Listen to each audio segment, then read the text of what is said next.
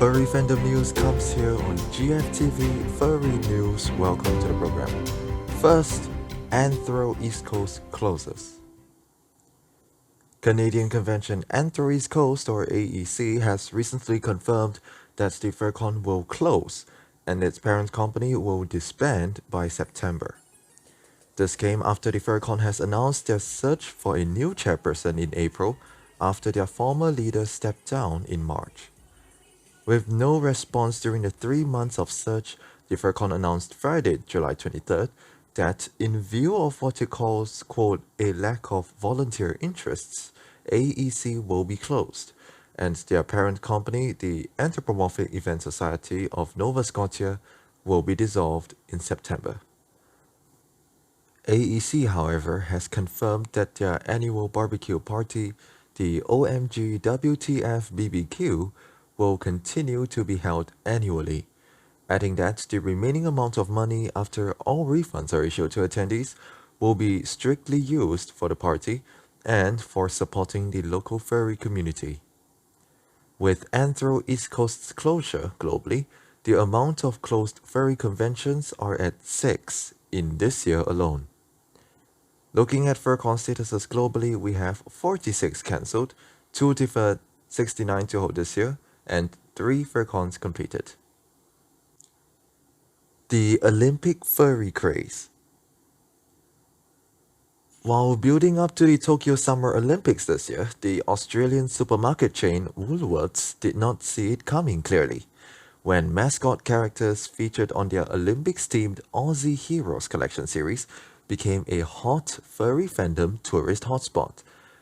Be it in the forms of stickers, comic strips, or commemorative coins from Australia's National Mint, the anthropomorphic kangaroo characters, the hockey and surfing kangaroos, as well as the Sydney Paralympics 2000 mascot Lizzie, adorn the designs front and center, much to the admiration of many furries. In a statement, Woolworths say their Aussie Heroes collection aims to, quote, celebrate some of Australia's greatest athletes and future champions, as well as inspiring younger generations to live active and healthy lifestyles.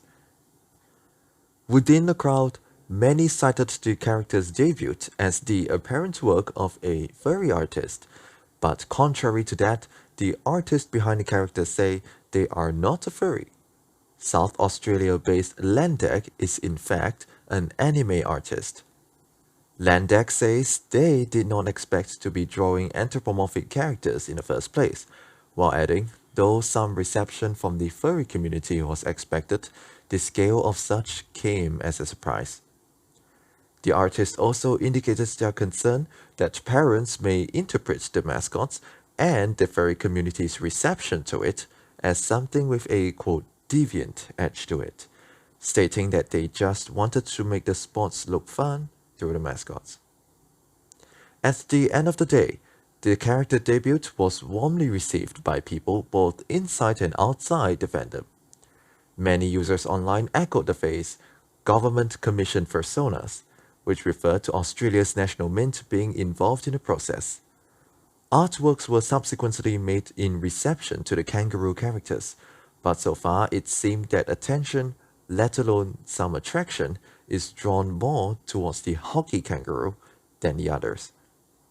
Local media reported that 90% of the coin collection was sold within the first 3 days, according to a spokesperson at Australia's National Mint. The campaign started on July 7th and will end August 3rd. Redemptions in store only. Well, after 6 years of operations, that's all folks for today's and the very last edition of GFTV Furry News. We will be back, don't worry, we are not gone. We will be back next year in GFTV's 7th year running. Our team will be working in the next 3 weeks to bring to you the best anniversary special yet, and here we promise it will not be as disastrous as our 6th anniversary special. Plenty of plans, changes, and direction coming up for Singapore's leading furry fandom media channel, and we hope that you stay tuned for more details. In the meantime, you can visit our website at globalfurrytv.news.blog or subscribe to our Telegram channel for the latest furry fandom news updates. And until our 7th year running at GFTV, see you next year and bye bye.